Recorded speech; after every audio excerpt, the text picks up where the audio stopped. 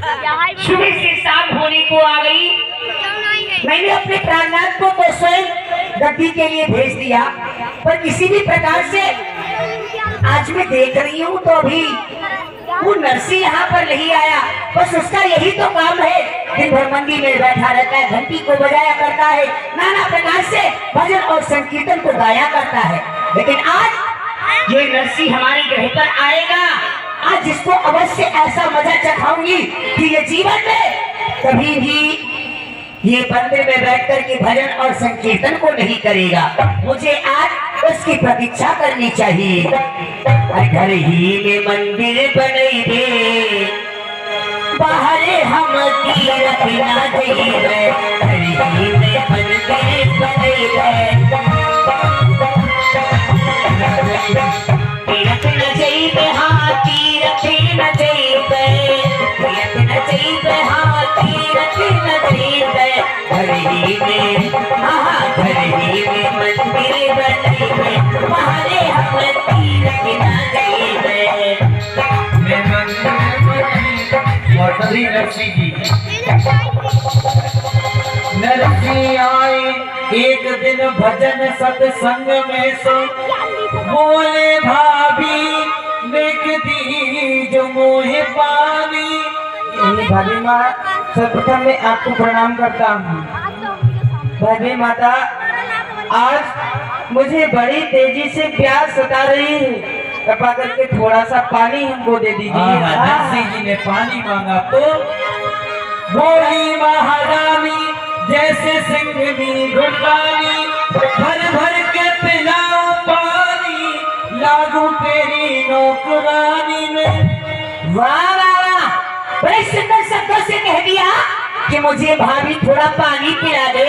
ऐसा प्रतीत हो रहा है कि जैसे मैं स्वयं इसकी नौकरानी बनकर के आई हूँ, जो यहाँ पर इसको भर के पानी पिला दूंगी।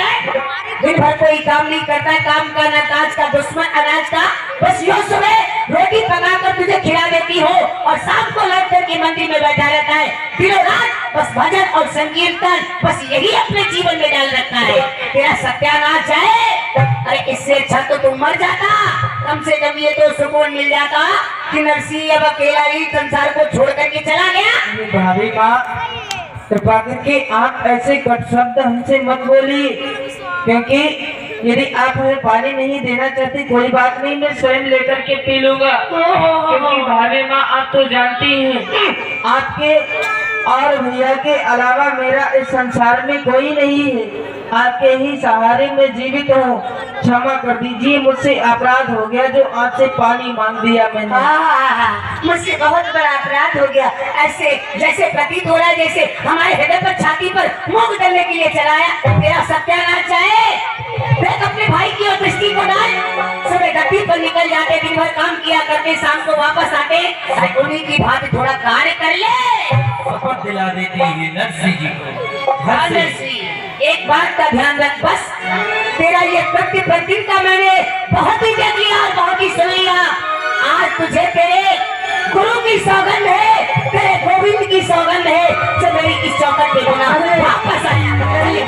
नहीं भाभी नहीं, भक्त और भगवान की सौगंध नरसी जी को दिला देती है, घर से भगा देती है। आज मैंने सौगंध दी है तुझे, जीवन में अपना मुख मुझे इस चौखट पर दिखाने के लिए मत आना। कहीं भी मत जाना, तो मेरे सर के ऊपर तांडव करने के लिए मत आना। मैं चली, अब आना नहीं घर में। हाँ ठीक है भाभी, यदि आपने आज हमारे गोविंद की सौगंध हमें दे दी है, तो इस सारे संसार में गोविंद के अलावा नरसी का दूसरा कोई नहीं है, और मैं उनकी सौगंध को टाल भी नहीं सकता हूँ। आप चाहती है कि मैं आपके घर में ना आऊँ तो कदाचित नहीं आऊंगा। ईश्वर, अब इस नरसी का परमात्मा आपके अलावा इस संसार में दूसरा कोई नहीं है। अब मेरे जीवन की नैया आपके ही हाथ में है। घर सो बालक चल दियो, नरसी जी चल देते। हमारी भाभी ने हमें सौगंध दी है, तो आज मैं अवश्य अपने गोविंद की सौगंध का पालन करूंगा। और अब अपने भाभी के घर को छोड़ करके यहाँ से चला जाऊंगा। और कहाँ चल दिए? घनघोर बियाबान जंगल में जहाँ कोई नहीं था। घर सो बालक चल दियो, आयो एक ही ठोर, जहाँ से वो सदा मंगल करे, देखे सबकी ओर।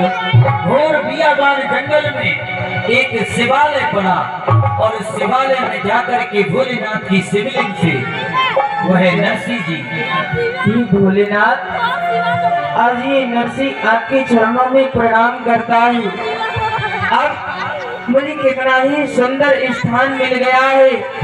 आज मैं भोलेनाथ के चरणों में बैठकर यहीं पर उनका ध्यान लगाऊंगा और अपने गोविंद को भी याद करूंगा। नरसिंह जी बियाबान जंगल में उस शिवालय में पहुंच जाती हैं और वहां भोले नाथ तुम्हारे चरणों में, भोले नाथ तुम्हारे चरणों में एक भी सुना ले आया हूँ, एक भी सुनाने आया हूँ। नाथ तुम्हारे चरणों में, भोलेनाथ तुम्हारे चरणों में, प्रभु का चरणा रख लेने को है पास मेरे, कोई पात्र नहीं। प्रभु का चरणा रख जिसमें कोई बात हमारे पास नहीं। प्रभु का चरणा रख लेने को है पास मेरे, कोई पात्र नहीं है पास मेरे, कोई पात्र नहीं। नैनों के तू प्यार ये भर दो, नैनों में रोजा ये भर दो, नैनों के प्याले मैं तुमसे, नैनों के प्याले में तुमसे एक भी मांगने आया हूँ। भोलेनाथ तुम्हारे चरणों में। ऐसे नहीं, नरसिंह जी का दुख दूर होगा। आप सभी हाथ उठाएंगे और जोरदारी से भोलेनाथ का नाम लेंगे। ओम नमः शिवाय, ओम नमः शिवाय, ओम नमः शिवाय, ओम नमः शिवाय, ओम नमः शिवाय, ओम नमः शिवाय, ओम नमः शिवाय, ओम नमः शिवाय, ओम नमः शिवाय, ओम नमः शिवाय, ओम नमः शिवाय, ओम नमः शिवाय, ओम नमः शिवाय। बाबा मेरे भोलेनाथ,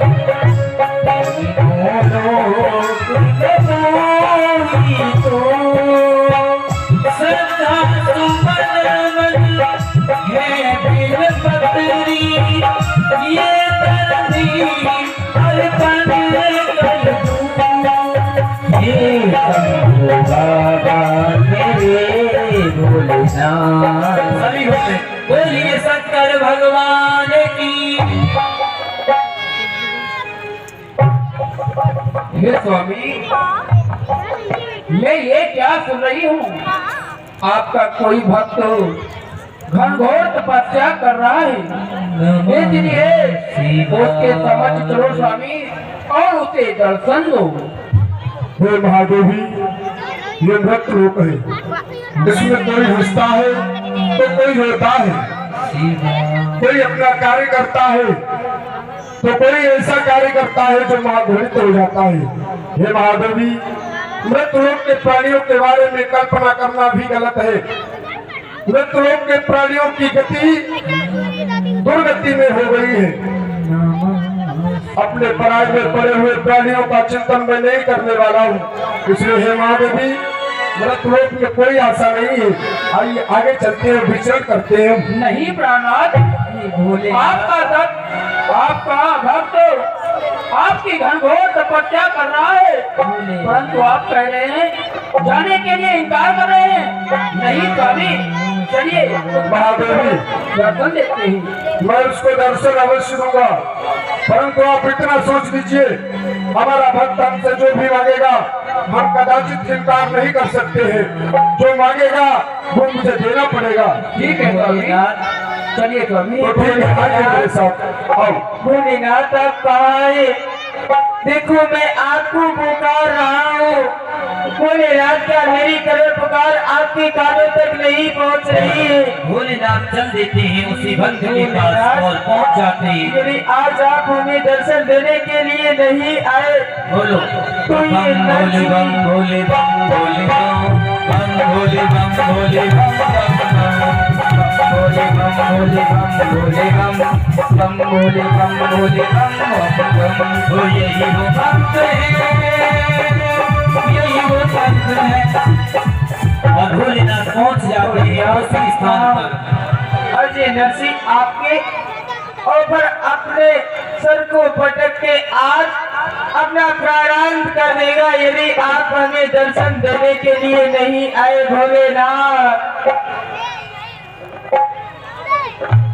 देखिए स्वामी, ये आपका भक्त किस प्रकार से आपकी तपस्या कर रहा है। अवश्य मैं देख रहा हूँ इस भक्त को, ये हमारी घनघोर तपस्या में लीन है। मैं इसे अवश्य दर्शन दूंगा। हे भक्त नरसिंह, आप अपने नेत्रों को खोलिए।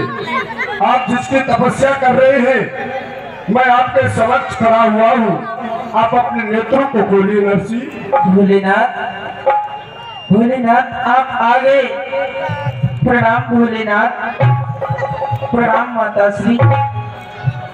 कल्याण मस्तु नरसिंह, तुम्हारा कल्याण हो। तुमने ये क्या दशा बना रखी है? और हे भक्त नरसिंह, आप हमारे स्थान पर अपना सर पटक रहे थे, क्यों? क्या कारण है? ऐसा कौन सा कष्ट है आपको जो इस प्रकार तपस्या में लीन हो गई? हे भोलेनाथ, मेरा इस संसार में मेरी भाभी और मेरे भैया के अलावा कोई नहीं है।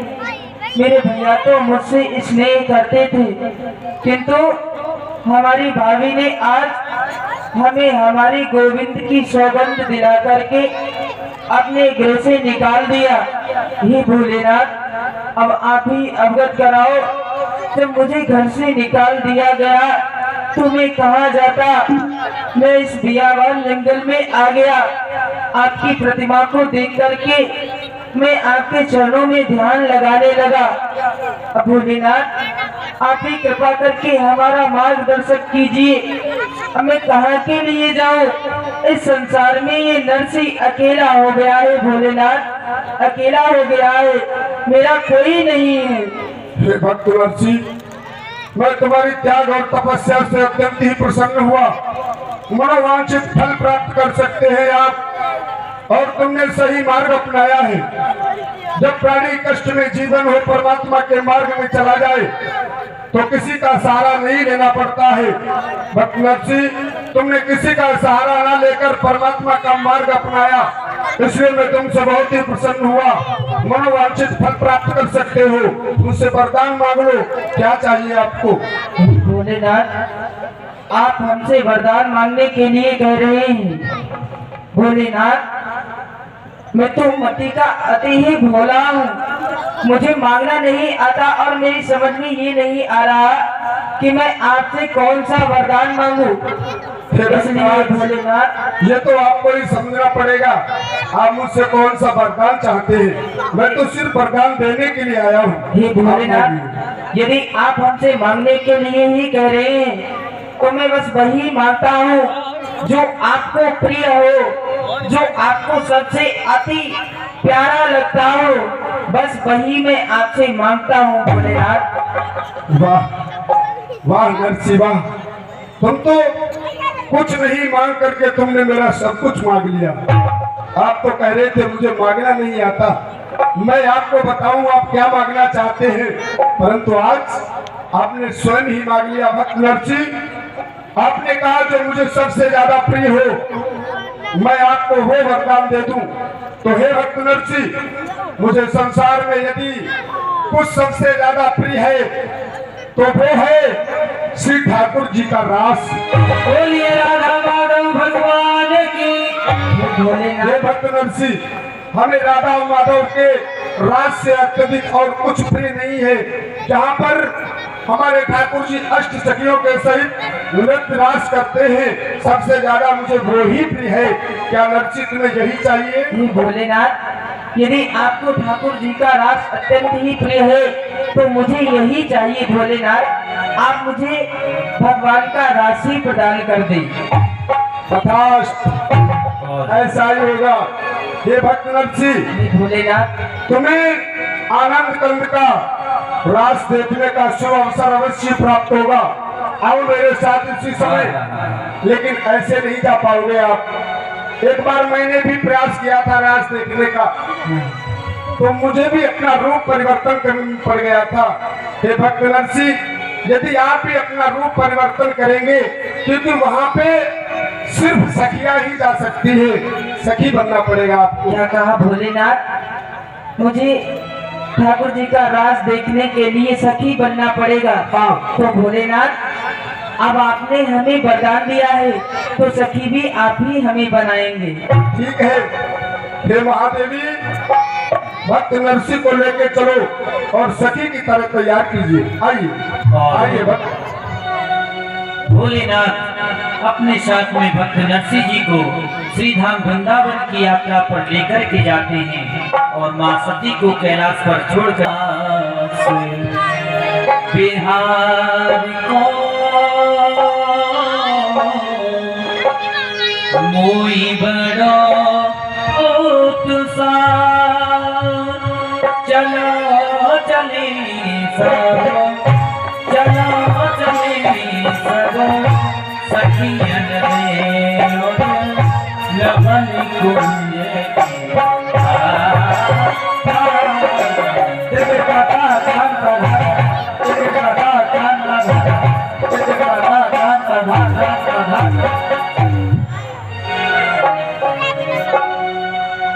और उसी स्थान पर भगवान शिव भी और उस भक्त को लेकर के भगवान की रास में पधारते हैं। तो भगवान एक दिन वो भोले भंडारी बन के ब्रज से नारी गोकुल में आ गए हैं, गोकुल में आ गए हैं। हो एक दिन वो भोले भंडारी बन के ब्रज की नारी गोकुल में आ गई है, वृंदावन आ गई है। पार्वती भी बना के हारी हो, पार्वती जी बना बिहारी नामने नारी खुद आ गए हैं, वृंदावन आ गई है।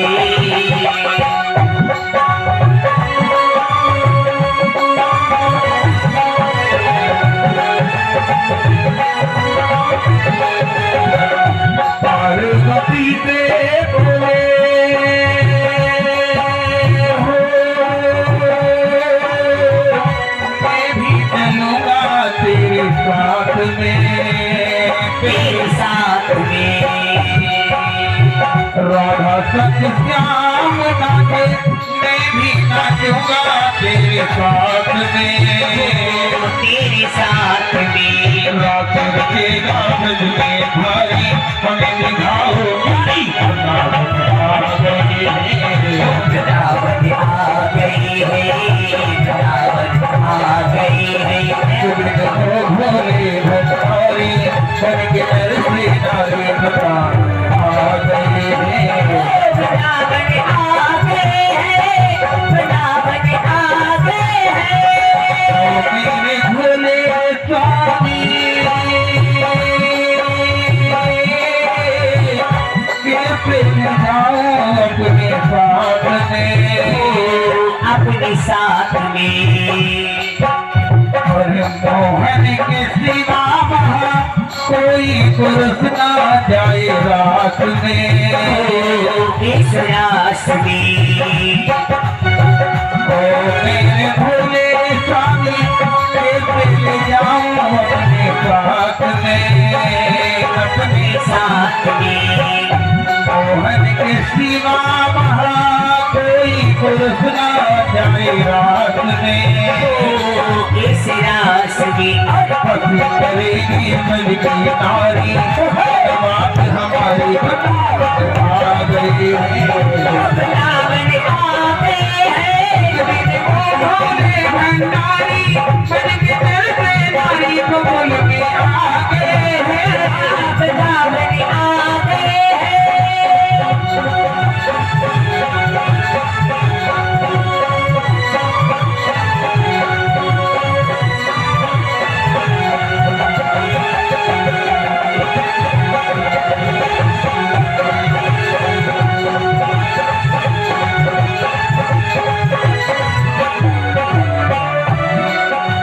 हरे के बना दो मुझे, कोई न जाने इस राज को, इस राज को।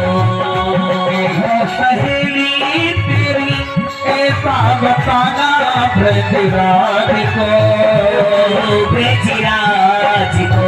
नाक चूड़ा पहन के साड़ी, बना के जोड़ा पहन के साड़ी, काल तले बदमाली वृंदावन आ गए हैं। वृंदावन आ गए हैं, वृंदावन आ गए हैं। एक दिन वो भोले भंडारी बन के नर से नारी वृंदावन आ गए हैं। वृंदावन आ गए हैं। देखा मोहन ने जब समझ गए हैं सारी बात रे, वो सारी बात रे। अरे देखा मोहन ने जब समझ गए हैं सारी बात रे, वो सारी बात रे। ऐसी बजाई मुरली मुरली मुरली मुरली, ऐसी बजाई मुरली सुध बुध भोले भोलेनाथ रे, भोलेनाथ रे।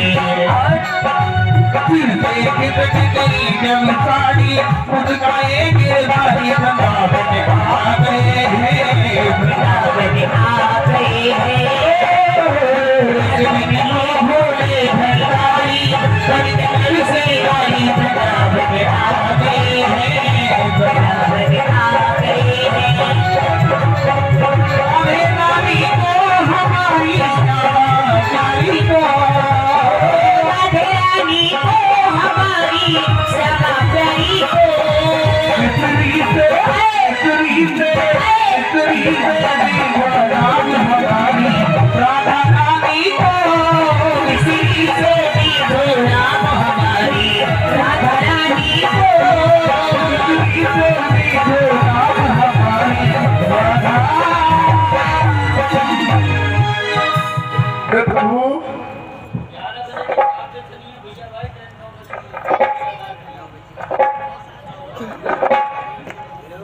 कहिए भोलेनाथ जी, इस समय आप हमारी रास में आए हो, परंतु ये कौन सा आपका भक्त है जो हाथों पर अपने दीपक को जला रहा है? हे प्रभु, ये भक्त नरसी है जिसने मुझसे वरदान मांग लिया है। मुझे जो सबसे ज्यादा प्रिय है मैंने उसे वही दे दिया। ये आपके राज के दर्शन करना चाहता था और आपके भी दर्शन करना चाहता है, इसीलिए इसने हाथों पे ज्योति जला के रखी है। जब तक आप स्वयं इसे दर्शन नहीं देंगे ये ज्योति नहीं रखेगी। क्या कहा भोलेनाथ जी? ये हमारा भक्त नरसी है, भक्त नरसी।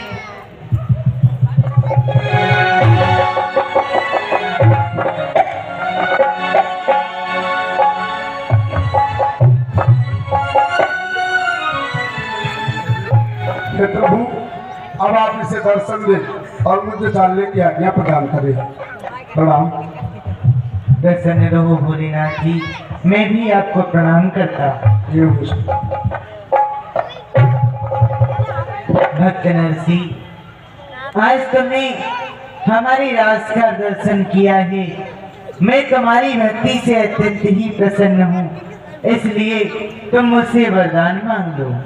हे प्रभु, मैं आपसे क्या वरदान मांगू?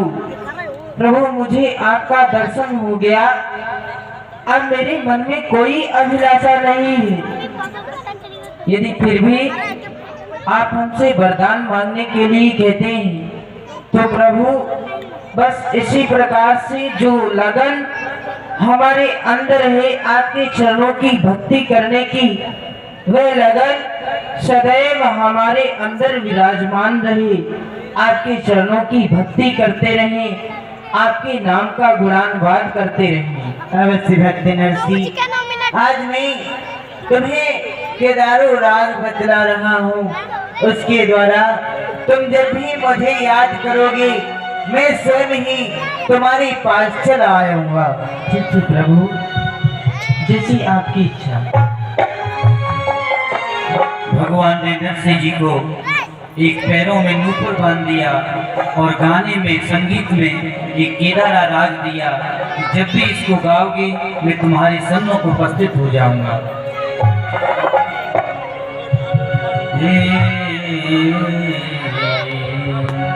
दर्शन दो नाथ मोरी अखियाँ प्यासी केदारा राग देकर के और नरसिंह जी को ग्रस्त जीवन भोगने के लिए भगवान अपने घर के लिए भेज देते हैं। जाओ भक्त नरसिंह, अब तुम अपने गृह के लिए प्रस्थान करो। तुम जब भी ये राग को गा करके मुझे याद करोगे, तब मैं तुम्हारे पास चला आऊंगा। किंतु हे प्रभु, आप हमें घर जाने की आज्ञा प्रदान कर रहे हैं। प्रभु, आपको नहीं विदित है, मैं घर से पहले ही निकाला जा चुका हूँ। यदि पुनः घर को वापस गया तो हमारी भाभी हमारे ऊपर फिर से अपना वही दुराचार करेगी, इसलिए ये आज्ञा आप हमें प्रदान ना करें। नहीं नरसिंह, तुम्हें घर अवश्य ही जाना होगा। अभी तुम्हारा विवाह होगा, तुम्हारी पुत्र और पुत्रियां होंगी, तुम्हारा परिवार होना है और तुम्हें हमारे नाम को भी आगे चलाना है। इसलिए तुम जाओ, अपने गृह के लिए प्रस्थान करो। जैसी आज्ञा प्रभु, प्रणाम। प्रसन्न रहो। बोली नारायण भगवान की जय। भगवान ने नरसिंह जी को एक घुंघरू बांध दिया और